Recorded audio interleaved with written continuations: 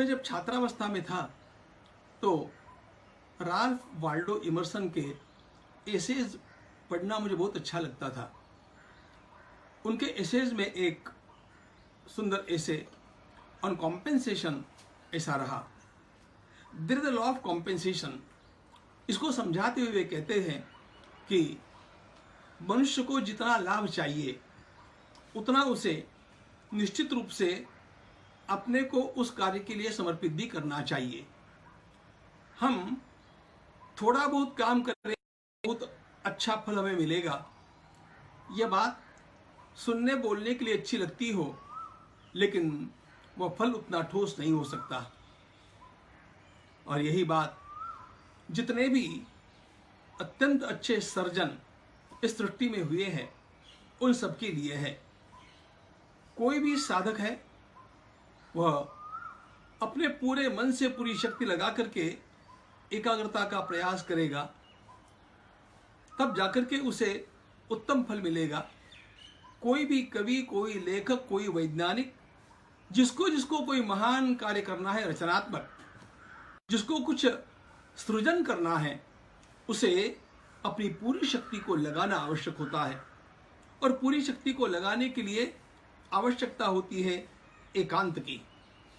बिल्कुल जब वह अकेला हो जाएगा तभी जाकर के अपनी सारी की सारी शक्ति अपने कार्य में वह उंडेल सकता है।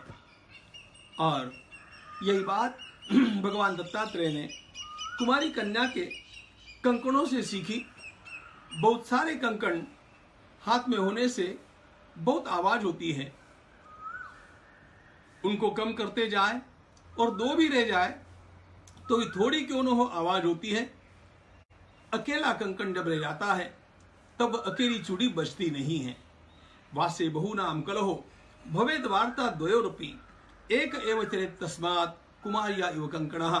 भगवान दत्तात्रेय स्वामी कहते हैं, बहुत सारा जमावड़ा लेकर के हम बैठते हैं तो बहुत कलह ही करते जाते हैं। दो लोग भी रहेंगे सृजनात्मक कार्य के लिए तो उनका भी बातचीत में समय जाएगा। अकेला ही अपनी प्रतिभा का पूर्ण जागरण और उसका आविष्कार कर सकता है। यही बात भगवान दत्तात्रेय स्वामी सर्प को देख करके भी सीखते हैं।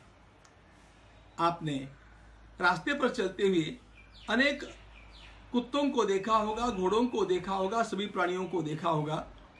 बहुत सारे सर्प मिलकर के चल रहे हैं ऐसा कभी नहीं मिलेगा।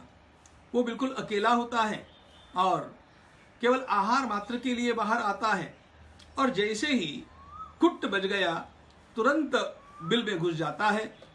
एक चार्य निकेत स्यात् अप्रमत्तो गुहाशयः अलक्ष्यमाण आचार्य मुनिरेकोल्प भाषणः। भगवान दत्तात्रेय स्वामी कहते हैं कि मुझे तो यह सर्प बड़ी योगी जैसा लगता है।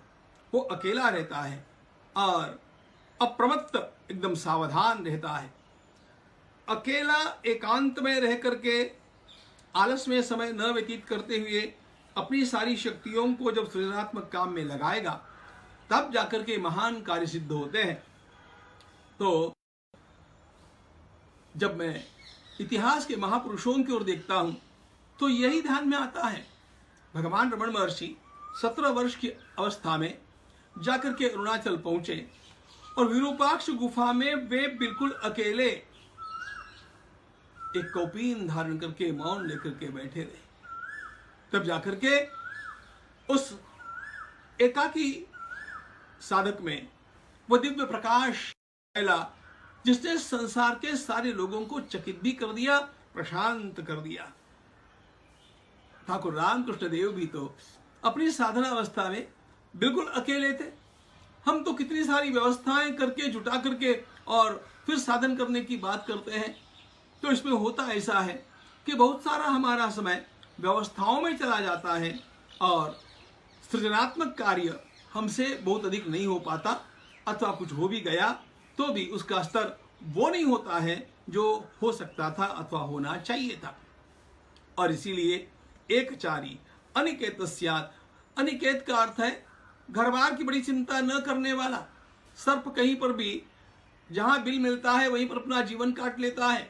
समर्थ रामदास स्वामी ने कहा, अरे आयुष्य 2 दिशांची वस्ती कुठेतरी करावी। उत्तम पुरुष को चाहिए कि वह रचनात्मक काम की ओर ध्यान दे, व्यवस्थाओं की ओर ज्यादा ध्यान न दे, नहीं तो उसकी शक्ति का क्षरण होता है। और यही हम देखते हैं समर्थ रामदास स्वामी में। वे स्वयं 12 वर्षों तक टाकली के गोदावरी के तट पर एकांत में अकेले साधन करते रहे, बिल्कुल अकेले थे। तभी जाकर के उन्होंने स्वयं साक्षात भगवत दर्शन भी पाया और इतना महान कार्य करने जितनी ऊर्जा भी उनको प्राप्त हुई। यह केवल साधकों के लिए नहीं है, केवल योगियों के लिए नहीं है। किसी भी कवि की ओर आप देखेंगे, चित्रकार की ओर आप देखेंगे, तो भी उनको एकांत प्रिय होता है। उनका सबसे अच्छा कार्य उन्होंने जो भी किया होगा वो एकांत में किया। इसीलिए तो थोरो एकांत में रहा करते थे। इसीलिए तो हम देखते हैं भगवान आदि शंकराचार्य महाराज के पश्चात जिनका नाम अद्वैत वेदांत शास्त्र में ही नहीं तो सारे शास्त्रों में लेना ही पड़ता है, जिनके ग्रंथों का अध्ययन किए बिना अध्ययन पूर्ण नहीं होता है, वे महान पंडित वाचस्पति मिश्र स्वयं आजीवन एकांतवासी थे। उनकी पत्नी रस्सियां बना बना करके बेच करके केवल भोजन का थाल उनके पास पहुंचा देती थी, इतना ही उनका पत्नी के साथ संबंध था। महापुरुष ने अपना संपूर्ण जीवन केवल ग्रंथों की रचना में लगाया। इसी का परिणाम है कि भगवान आदि शंकराचार्य महाराज के पश्चात उन्हीं का नाम लिया जाता है। एक आचार्य के तस्यात् अप्रमत्तो गुहाशया। एक बात है, एकांत में रहने का अर्थ आलस में पड़े रहना नहीं होता है। वहां पर भी अप्रमत्त, प्रतिपल सावधान रह करके अपनी सारी शक्तियों को अपने लक्ष्य की ओर लगाना इसमें अपेक्षित है, और तभी जाकर के महान कार्य सिद्धि प्रद हो जाते हैं।